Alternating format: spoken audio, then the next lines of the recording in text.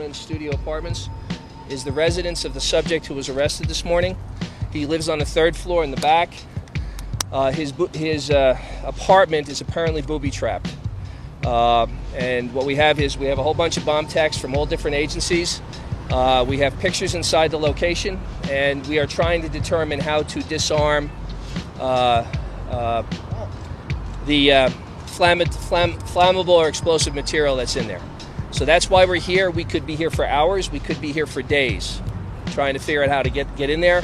Obviously, we're very concerned about getting in there to get in whatever evidence there is. Neighbors at his Aurora apartment building heard loud techno music blaring around midnight from his room, with the recorded sounds of gunshots. In an eerie twist, neighbors say loud music was heard coming from that unit the night of the mass murder and abruptly turned off at 1 a.m., roughly the time he opened fire. Police continue to search Holmes' apartment, which was described as elaborately booby-trapped with chemicals and incendiary devices. Full of tripwires, containers of flammable liquids, and what appear to be large, improvised explosive devices. Sources say the bombs involve a combination of gas and powder devices. It's so dangerous that authorities are inserting remote-controlled cameras to scan the rooms. One official said Holmes was like a mad scientist. Sources say the rooms appear to have been designed to explode. If police had raced through the door, officials believe it was part of a plan to massacre police if he had been killed at the scene, Diane.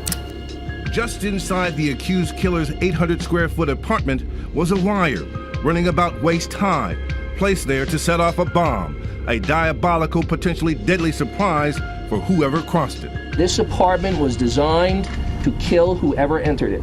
The improvised explosive device near the door was composed of 2 liquids, which, if combined, investigators believe would have ignited.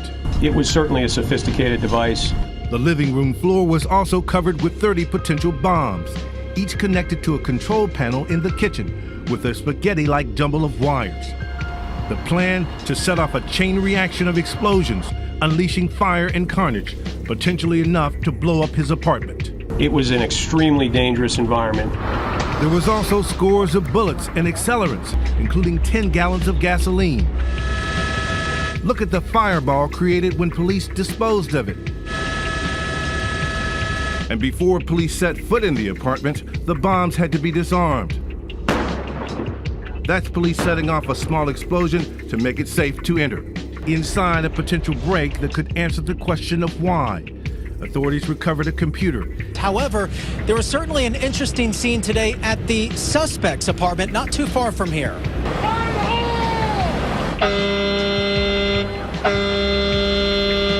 That's the warning of what's to come from the apartment. A controlled explosion detonating a device set for investigators at James Holmes' apartment. FBI agents say one device was connected to a tripwire set to kill the moment his door was open. The apartment from the outside, that controlled detonation, that remarkably brave bomb squad carefully working through that open window. But now we're getting the cameras through that window and through the door. Watch this, it is amazing. It's the video that this robot is taking as it goes into the apartment. The bombs are everywhere, little black spheres all over the place, like bowling balls, almost scattered across the floor. The FBI was able to put the count at about 16 of those. And then there were 4 of what they called improvised incendiary devices. Take a close look at that. This is what he did. He picked up some pickle jars.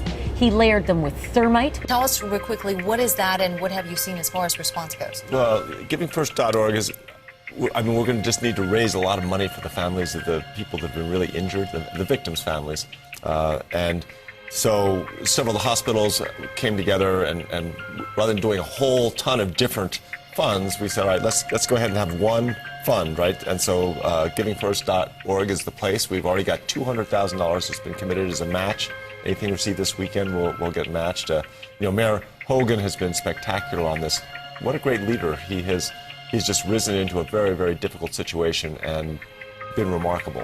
And you were talking about the long-term effects, not just emotional effects, but physical effects for those who are injured and some of the people you've already met, some of the victims' families. Right. We know several of the victims who are going to have lifetime disabilities, probably going to have a hard time. Certainly aren't going to be able to do the work they were doing before. So we're going to have to retrain them. And what we want to raise money for is to make sure that we have some resources to support them. I know you were there out there at Century 16 yesterday for the briefings and stuff to see just a lot of the activities there firsthand. Today, what's your focus today? What are you planning to do? Well, I'm going to try and just go out and listen to the families of victims, go to the different hospitals and try to be useful. You know, in a funny way, you almost, when you're around this so intensely, you almost get a little bit of the what they call it sometimes a survivor's guilt, where you feel so deeply that just the pain and the suffering.